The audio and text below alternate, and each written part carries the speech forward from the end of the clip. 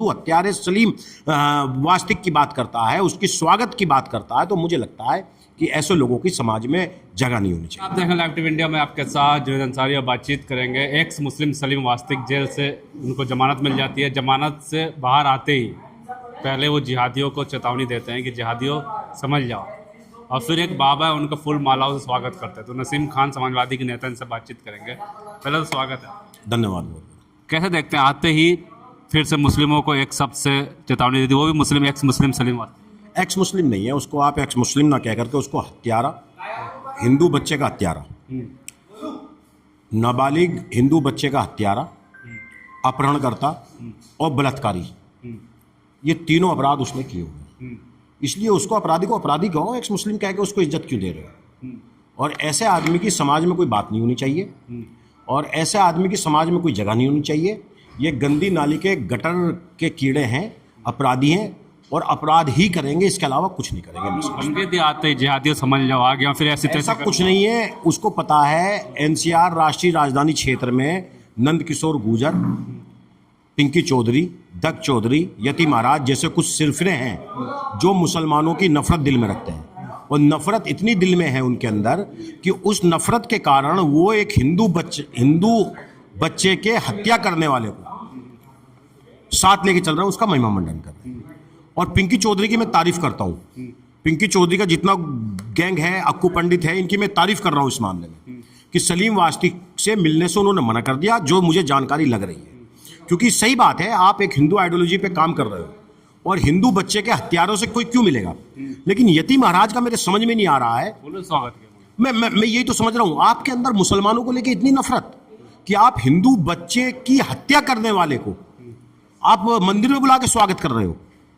तो मैं तो आश्चर्यचकित हूं कि ये तो कल को कोई अपराधी मुसलमान, कोई आतंकी मुसलमान अगर कल को मुसलमानों की, अल्लाह के पैगंबर की, नाउज़ुबिल्लाह कुरान शरीफ के बारे में कुछ अपशब्द कहने लगे तो ये तो उसकी भी आकर के स्वागत कर देंगे, क्योंकि इन्हें तो चाहिए कि मुसलमानों को बुरा कहने वाले का हम स्वागत करेंगे।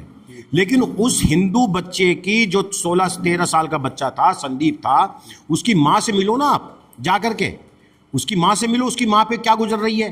तो इस प्रकरण से, इस हत्यारे बलात्कारी के सलीम के स्वागत करने से दासना मंदिर के महंत यति महाराज के बारे में मैं कह सकता हूं, ये सिर्फ मुस्लिम विरोध के लोग हैं, इन्हें हिंदू मुसलमान से कोई लेना देना नहीं है। कोई लेना देना नहीं है। कोई लेना नहीं। अगर इनको लेना देना होता तो एक वसीम रिजवी जो हिंदू बना था, जिसने घर वापसी की थी और जो पूरी तरीके से हिंदू बन गया था, नाम बदल लिया था और त्यागी ही बना था वो, और यति महाराज भी त्यागी, उसको संभाल के रखते, ये उसे भी संभाल के नहीं रख पाए।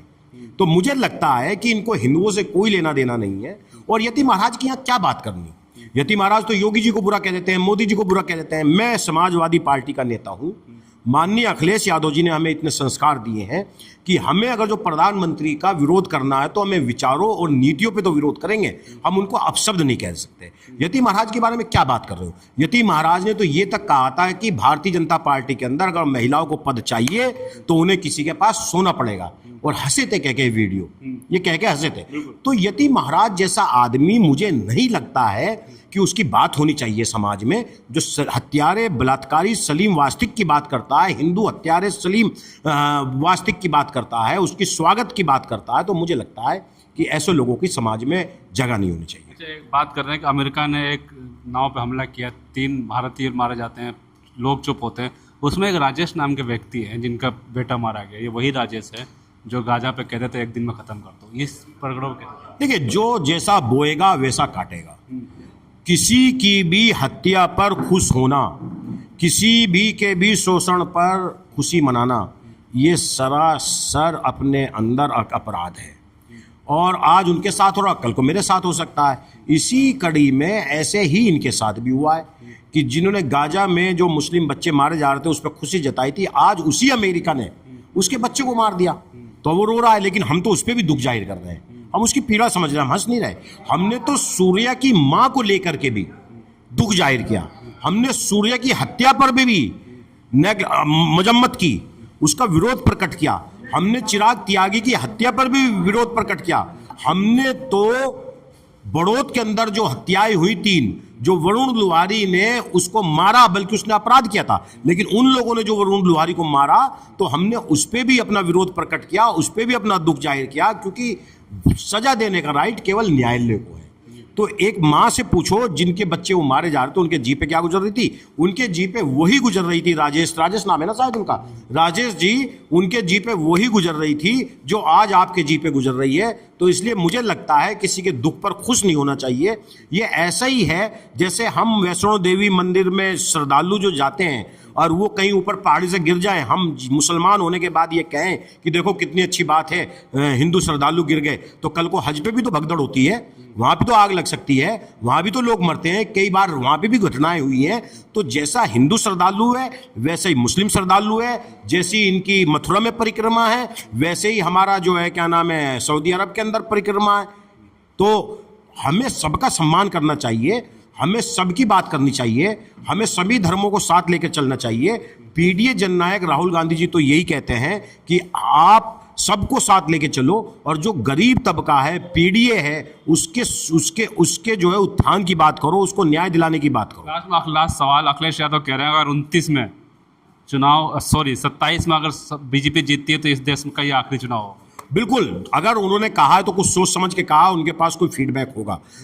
राष्ट्रीय अध्यक्ष अखिलेश यादव जी कोई किसी बात को ऐसे ही नहीं कहते। मैं पहले भी इस बात को कई बार कह चुका हूं कि माननीय अखिलेश यादव जी जो भी बात कहते हैं उसके पीछे कोई तर्क होता है, उसका पूरा रिसर्च करते हैं। और ये उन्होंने शायद इसलिए कहा है कि भारतीय जनता पार्टी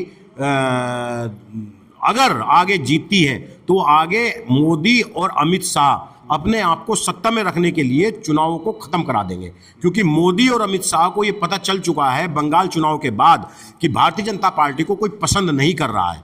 और वो मैं इसलिए कह रहा हूं कि भारतीय जनता पार्टी को कोई पसंद नहीं कर रहा है क्योंकि 2.5 लाख सैनिक ईरान के खिलाफ 50,000 सैनिक अमेरिका भेजता है, 2.5 लाख सीआरपीएफ लगा करके बंगाल को लूटना तभी हो सकता है जब कोई हमें वोट ना दे रहा हो। और चुनाव के 1 महीने बाद ही उस बिल्डिंग के अंदर आग लगना, जिस बिल्डिंग के अंदर ईवीएम मशीन रखी थी, वो 4,000 ईवीएम का जल करके खाक हो जाना, तो सबूत का खत्म कर देना, तो ये तभी हो सकता है जब वोट की डकैती लूट हुई हो। ये तभी हो सकता, ये तभी माननीय अखिलेश यादव जी ने कहा कि रामपुर के अंदर अकलियत की वोट पे, समाजवादी की वोट पे पीडीए को डंडा मार करके, पिस्टल दिखा करके औरतों को गली में रोकने का काम किया, जितने भी उपचुनाव उत्तर प्रदेश के अंदर हुए। और बंगाल के अंदर 2.5 लाख सीआरपीएफ लगा के लट बजा करके रात दिन लूटने का काम किया। ये बात भारतीय जनता पार्टी को पता चल गई है कि ये लूट बार बार हम नहीं कर सकते, काट की आंधी बार बार नहीं चढ़ सकती। इसलिए ये लोग आने वाले समय में सत्ता में बने रहने के लिए चुनाव को ही खत्म करने की रास्ते पर चल जाएंगे।